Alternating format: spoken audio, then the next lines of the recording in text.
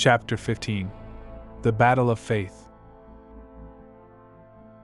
As John, Susan, the doctor, Ahmadi and Al-Yamid prepared to return to the Jinghara village, the leader of the Karamunga tribe gave them a gift to take with them.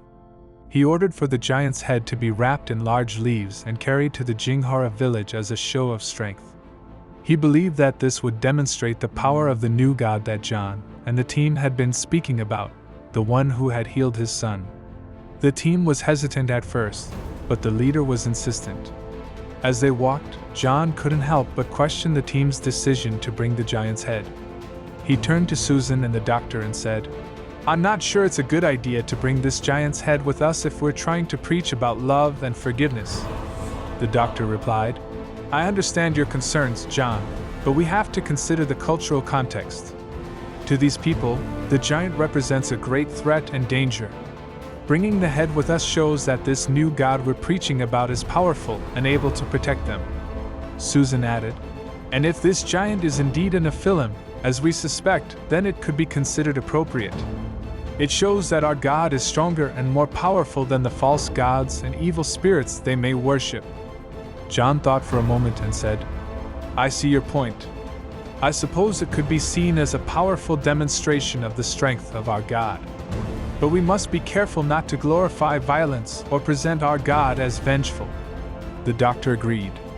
"Yes, we must always remember to present our God as one of love and forgiveness. Perhaps we can use this opportunity to also teach about God's mercy and grace for them to protect them too." As they began their journey, they made sure to approach the subject of the giant's head with sensitivity and care. Ahmadi and Al-Yamid helped carry the giant's head as they set off on their journey back to the village of shadows. As they walked, John and Susan reached the river crossing where they encountered some fishermen. John began to think about the fishermen that responded to Jesus. However, the men were looking at Ahmadi and Al-Yamid. They pointed at the leafy bundle and spoke quickly, too quickly this time for Susan to catch it. Al-Yamid shook his head and frowned. He held up one hand with a finger pointing to the sky. "Maybe bringing a cut-off head with us wasn't such a good idea," mumbled the doctor. "Look, the village head knows what these people are like," Susan replied quietly. "It hardly screams of a God of love. Worship our God or we'll cut your head off.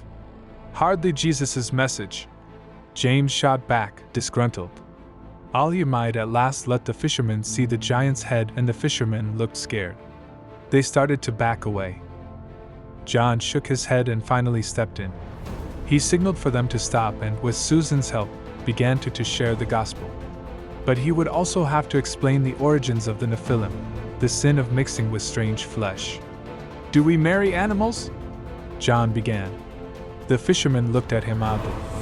One of them started laughing a strange laugh, like nothing they had ever heard before. "In the same way, angels and men should not have children, or it leads to evil giants whose souls become demons." The word Ahmadi used to translate it for angels seemed to indicate a kind of lower-level spiritual deity. They had a word for demon to indicate the more trauma-inducing deities, the ones whose damage and curses tribesmen fearfully tried to abate with pathetic offerings. John went on to describe the powerful new God who had healed the leader's son. The one true God required holiness. People could not reach him with any sin. Then he explained the gospel, that through Jesus' sacrifice they could reach God having had their sins paid for. Then they would not have to live in fear of these other monsters. The fishermen listened with interest and many were intrigued to learn more. "Good job, John," Susan said. "It's up to God," John said. One of them, a father, stepped forward and spoke to the team. "My boy has this bad fever, help him?" he asked. His eyes were wide and his eyebrows raised. His lips were aligned with the corners turned slightly down. "Yes, of course," Dr. James jumped in. At this request, the group was content to continue their journey toward the Jinghara village with him. It boded well that they had one of the Jingarans with them this time.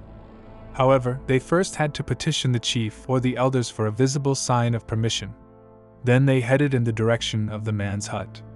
Dr. James asked Ahmadi, Al-Yamid and Susan to help translate for him as they made their way to the villager's hut.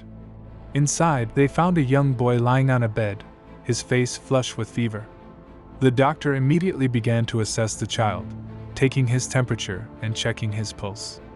The others helped translate the doctor's instructions on how to care for the boy.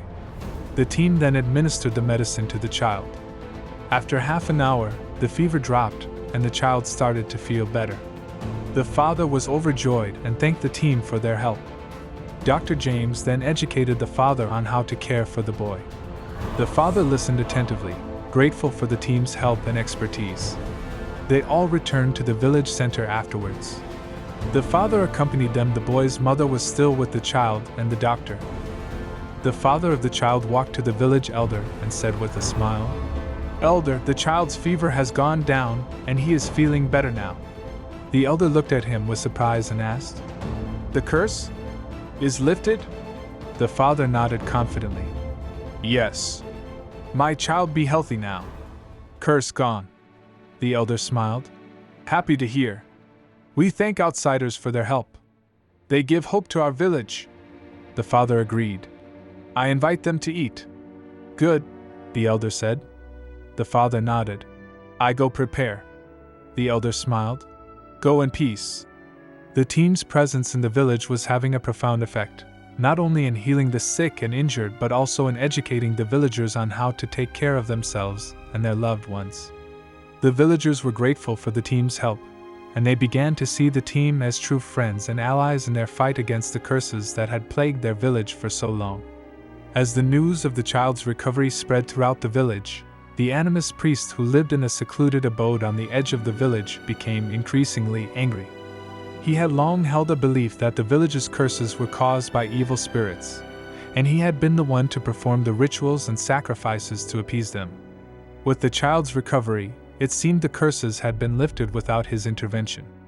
"Spirits, I call upon you!" he shouted as he pounded his furious fists on the ground.